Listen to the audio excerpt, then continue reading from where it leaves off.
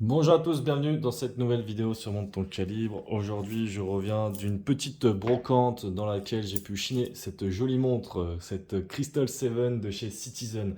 Donc je me suis dit que ça pouvait être pas mal de vous en parler parce que c'est un modèle dont on parle beaucoup en ce moment parce que Citizen vient de sortir une réédition, enfin vient de sortir en 2022 l'année dernière, enfin en 2022, on va y revenir aussi plus tard, mais c'est un petit peu plus compliqué que ça. Mais bon, quoi qu'il en soit, je suis tombé sur cette montre, je me suis dit, bah allez, je vais vous la présenter parce que ça vaut le détour. Donc, pour ça, on revient en 1965. 1965, Citizen lance la toute première Crystal 7. Pourquoi Crystal 7? À la fois, en fait, le cristal, c'est parce que c'est un minéral cristal. À l'époque, en fait, fallait savoir qu'il y avait beaucoup de verre acrylique ou de verre plexi. Enfin, verre acrylique et verre plexi, ce sont la même chose, mais ce sont des verres qui sont facilement rayables. Et du coup, le fait de venir avec un minéral cristal, cristal c'est verre en anglais, avec un verre minéral, bah, ça apportait un petit peu plus de solidité à la montre parce qu'on savait que le verre était moins facilement rayable. D'ailleurs, un verre qui est encore moins facilement rayable que le cristal, c'est le verre saphir. Si vous voulez avoir plus d'informations sur les différents types de verres, n'hésitez pas à consulter notre vidéo complète sur la chaîne principale sur les différents types de verres. Quoi qu'il en soit, on a résolu le mystère pour le cristal. Maintenant, qu'est-ce qu'il en est du 7? 7, c'est 7 en anglais. 7, c'est le nombre de jours qu'il y a dans la semaine. Je pense que vous l'avez deviné celui-ci. Et en fait, à l'époque, avoir une montre avec complication de jour et complication de date, c'était assez rare. Et à l'époque, c'était apparemment la Crystal 7 de chez Citizen qui était la montre la plus fine avec à la fois un disque de jour mais aussi un disque de date. Donc c'est assez chouette de retomber là-dessus, puisque ça, par contre, je savais pas cette petite info et je l'ai réapprise là récemment. La position du jour sur les Crystal 7, généralement, soit elle est à midi au-dessus ou en dessous du logo, soit parfois vient même à 9 heures, soit parfois elle vient même à 6 heures, mais je crois qu'elle est quand même rarement à 3 heures à côté de la date, ce qui serait un petit peu dommage. Mais peut-être que ça existe, mais en tout cas, je ne crois pas à ma connaissance.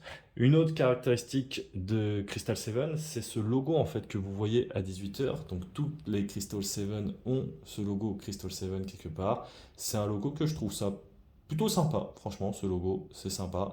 On en profite pour voir ici en périphérie à 18 heures la mention Japan et je n'arrive pas à lire à côté, mais peut-être que vous, à travers la vidéo, ce sera plus facile que moi à travers mon téléphone.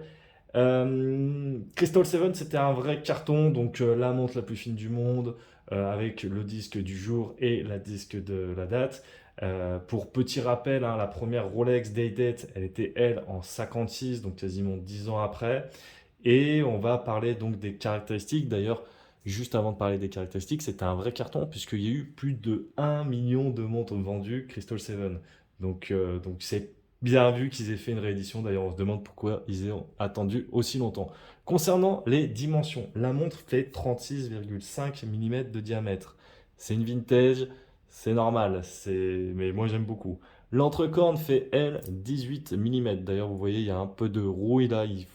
Ça mériterait d'aller faire un petit tour à l'Atelier du Calibre. D'ailleurs, si vous ne connaissez pas encore la chaîne Atelier du Calibre, n'hésitez pas à aller checker hein, pour des révisions, des restaurations de montres, pour de l'achat de montres vintage, etc. Le corne à corne fait quant à lui 44 mm. Je vais vous la passer après au poignet.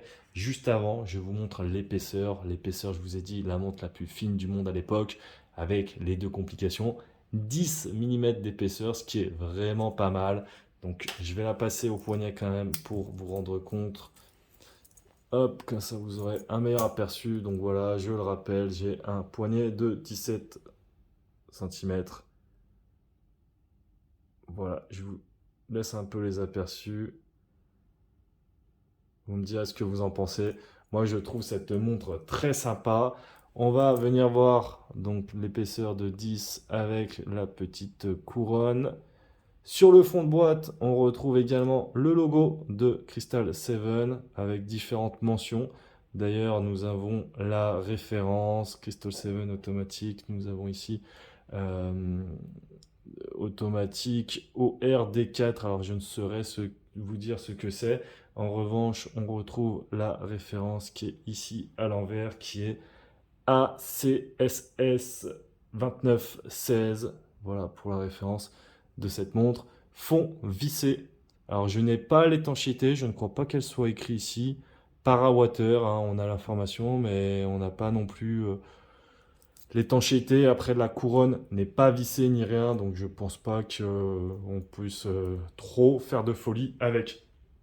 Petit détail, je vous disais que Citizen a relancé cette Crystal 7 en 2022 l'année dernière, mais que c'était un petit peu plus compliqué que ça. En fait, ces Citizen ont été relancés sur le marché japonais en 2020. Et nous, en 2022, c'est Citizen France qui a relancé ça. Donc c'est vrai qu'on a toujours un petit peu un délai hein, entre le Japon et la France.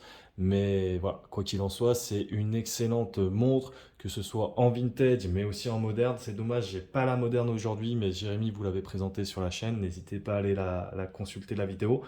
J'aurais pu vous faire un petit comparatif, ça aurait été sympa, mais bon, peut-être pour une prochaine fois.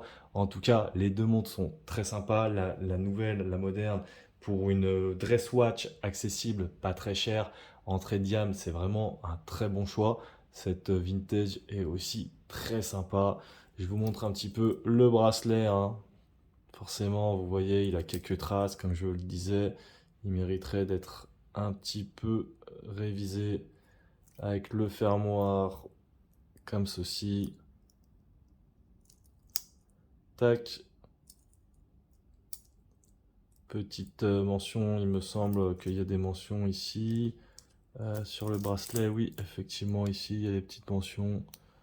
Tac. Citizen, tac, tac, tac. Voilà, c'était juste histoire de vous présenter cette Citizen Crystal 7 parce que c'est vrai qu'on en parle beaucoup aussi en ce moment du modèle, hein, comme je disais, mais c'était pour vous rappeler qu'elle existe également en vintage et qu'elles sont très sympas. Dites-moi ce que vous en pensez dans les commentaires. Ciao les calibrés!